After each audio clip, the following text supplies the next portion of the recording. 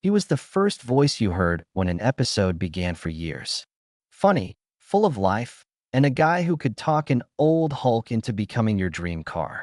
Then one season, everything changed. The place he used to sit in was now empty. His jokes were over. The deal stopped. An Iron Resurrection felt quieter all of a sudden. Fans didn't notice all at once. First, it was just a few scenes that weren't there, a negotiation scene without him, a build that somehow fit together without his usual comments. As the shows went on, though, viewers became more and more uneasy. There was a problem. Overnight, whole Reddit threads were made with people asking the same thing. Shag, where are you? There were a lot of ideas on online forums. Some people thought he was taking a break. Some people thought the makers were holding on to him for a later storyline. Some people also said in whispers that maybe something more important had happened than changing the schedule or the story. But no one knew what to do.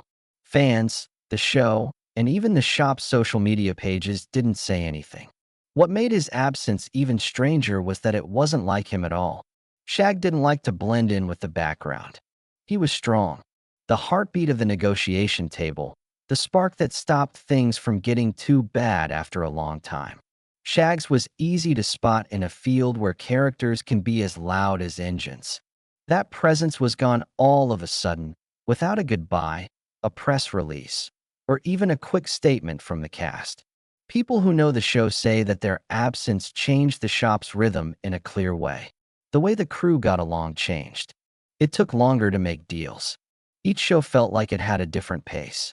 It seemed like Iron Resurrection had lost its unique pulse, which made it feel like a real shop first, and then a TV show second. After that, things changed again not long ago. After years of quiet and a lot of guessing, Shag finally spoke out. In a new interview clip that shocked fans, he just now said that there was one time that made him decide what to do. He said he would tell the whole story, but he hasn't yet. That promise is what brings us here tonight.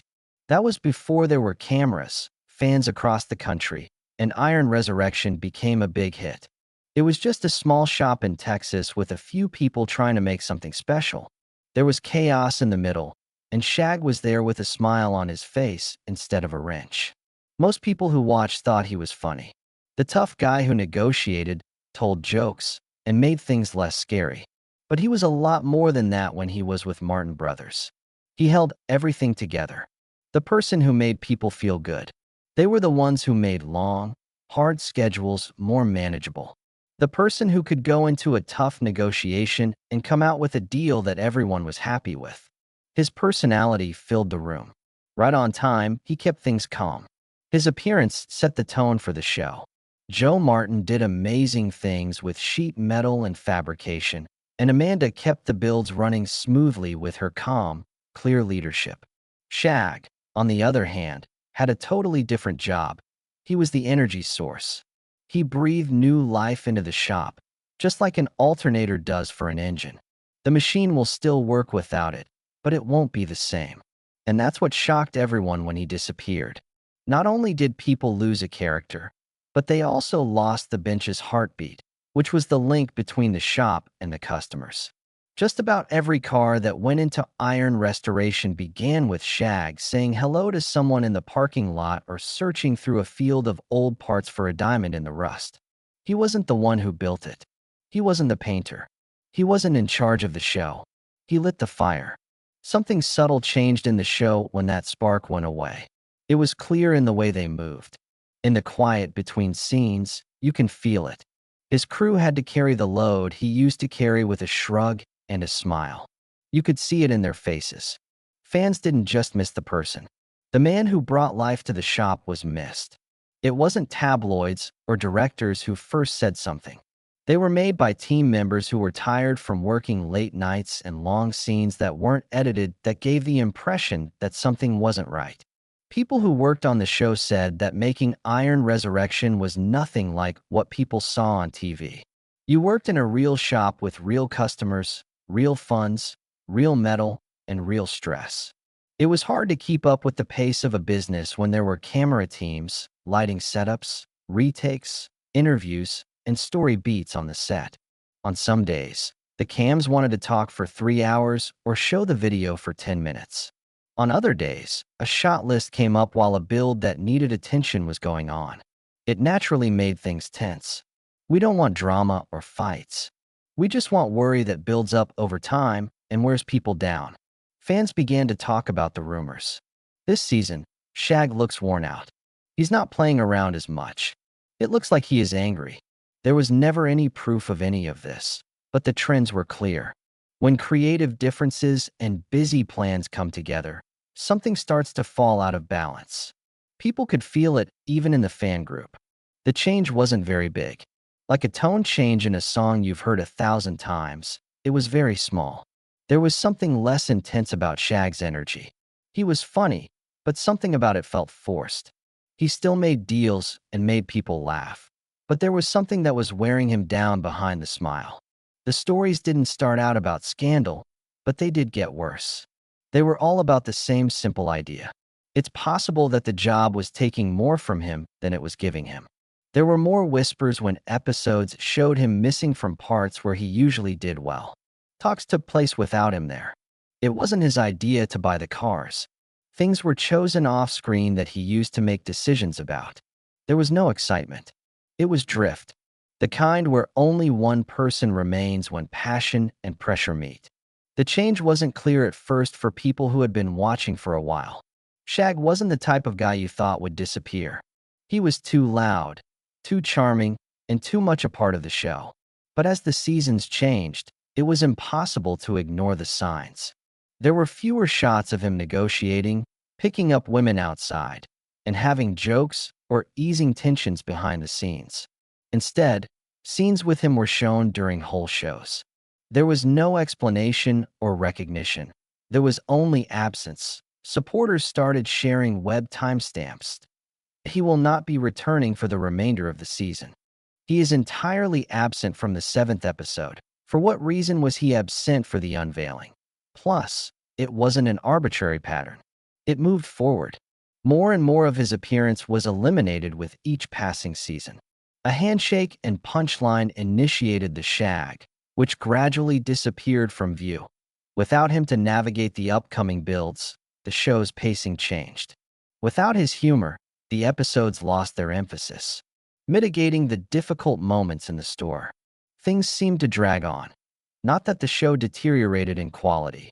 What changed behind the scenes was the show itself. According to those in the know, Shag discreetly retreated without causing a fuss.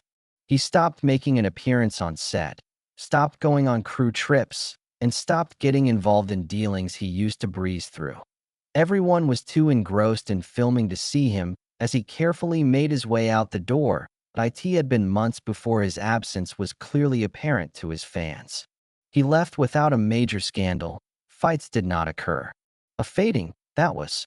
Someone makes this escape when they have been mulling over a decision for a long time. When staying is more painful than leaving, you have arrived at your destination. The typical viewer of reality TV envisions an unruly yet controllable show. Everything is resolved at the end of the episode, as cameras roll, characters shine, and automobiles are built. However, the reality is known by those who have actually resided at a restoration shop. There is always more to do. Time is of the essence. Everything is already heavy enough without the cameras. The price didn't hit Shag all at once. Gradually, it would become apparent when he would enter the shop just before filming in the mornings and saw that 3 cars were running behind schedule. After a 14-hour day, it materialized in the middle of the night when producers were in need of pickup lines. It materialized at the precise times when the store required judgments and the program required narrative. Both of them were simultaneously insisting that he speak.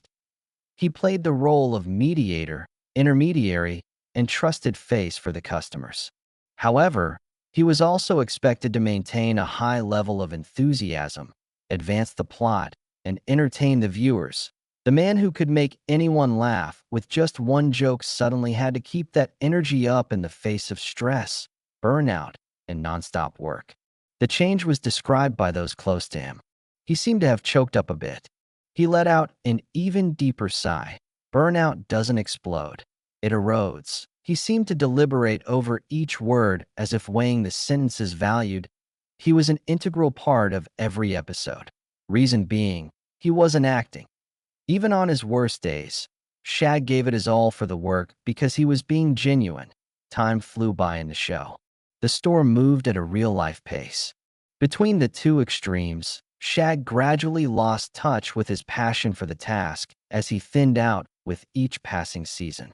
The stress obscured the enthusiasm that had once made him the show's driving force.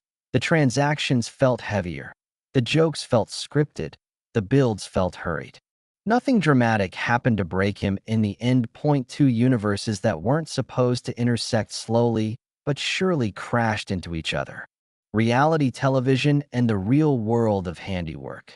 Meanwhile, fans seldom got a glimpse of the larger-than-life personality lurking behind Shag as he struggled to keep them both alive. The guy juggling his life outside of the store. Despite the show's off-camera wit and hustling, he wore an increasingly heavy burden during the seasons. Filming days were irregular, which coincided with family commitments. The demands of the play consumed my personal responsibilities. He had less and less room to move as the series' popularity grew. The signals were noticed by those closest to him. His lack of sleep was the real reason for the tardiness, not a lack of concern. There were extended periods of stillness throughout lunch when he stared at the floor in place of participating in the customary jokes. Like when he needed a few minutes alone at an event, he'd sneak away from the throngs of people. That wasn't melancholy. That was not rage. It meant exhaustion. He was the rock that everyone could rely on. Someone who acts as a go-between, mediator, or peacemaker. The downside of being relied upon by everyone was the cost it incurred. Whether he was relieving stress, resolving a customer complaint, or making everyone laugh, he would take it all with him when he left. Everything was exaggerated by the show. Pictures, chats, tales, and experiences were what the fans desired.